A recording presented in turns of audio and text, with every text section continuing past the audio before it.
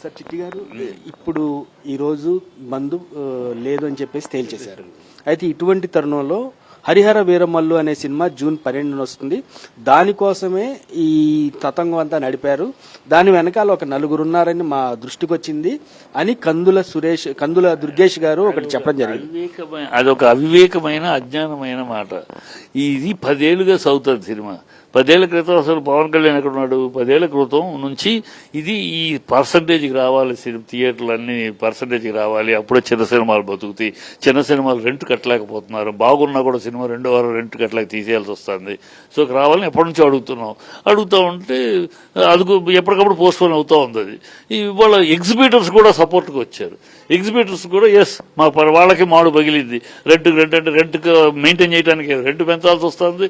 Rent పెంచితేనేమో చిన్న సినిమాలు ఆడించుకోలేరు, cinema theatre ఇచ్చిన వాళ్ళు వద్దు ఆడించుకోలేరు, ఖాళీగా ఉండదు.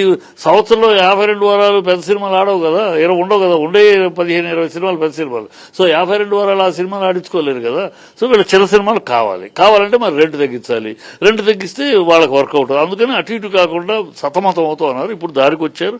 ఎస్, పర్సంటేజ్కి వెళ్దాం, మీకు రూపాయి వస్తే మాకు రూపాయి వస్తుంది. ఏదో ప్రజలు రావట్లేదు. అసలు ప్రేక్షకులు రాకుండా ప్రేక్షకులే రావట్లేదు థియేటర్కి. దాని మీద మనం పోట్లాడుకుంటున్నట్టుంది.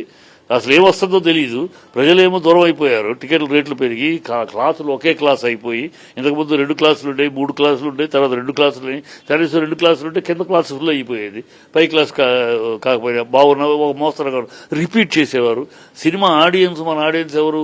అమాలీలు, కూలీలు, ఆటో డ్రైవర్లు, బస్ డ్రైవర్లు, బస్ కండక్టర్లు, ఈ పని చేసుకునే వాళ్ళు, ఈ బిల్డింగ్ కన్స్ట్రక్టర్లు పనిచేసే వీళ్ళు పొద్దున సాయంకాలం దాకా పనిచేసి సాయంకాలం కూలీ డబ్బులు 700, 600 తీసుకుని దాంట్లో అలా ఒకసారి సినిమా చూసేసి 500 ఇంట్లో ఇచ్చుకుని పోతాడాడు. వాడు రోజు వస్తాడు సినిమాకి. ఆ రోజు వచ్చే సినిమాని చూస్తాడు. వాడు నిజమే. అలాంటి వాళ్ళు దూరం చేసుకున్నాం రేట్లు పెంచి. సో మళ్ళీ వాళ్ళని దగ్గర తెచ్చుకోవాలి, వాళ్ళని తెప్పించుకోవాలి. ప్రేక్షక దేవుళ్ళు మళ్ళీ మనం దూరం అవుతున్న దేవుళ్ళని మనం తెప్పించుకోవాలి. ఈ ప్రయత్నాల్లో భాగాలు ఇవన్నీ. ఇది ఇవాళ పుట్టింది కాదు. ఇవాళ ఏదో హరిహర వీరమల్లు 4 సినిమాలు రిలీజ్ ఉన్నాయి జూన్లో. ఒక పవన్ కళ్యాణ్ ఇంకా మిగతా హీరోల సినిమాలు ఉన్నాయి. ఈయన గురించి ఈ సినిమాని గురించి ఎవడు పట్టించుకుంటాడు?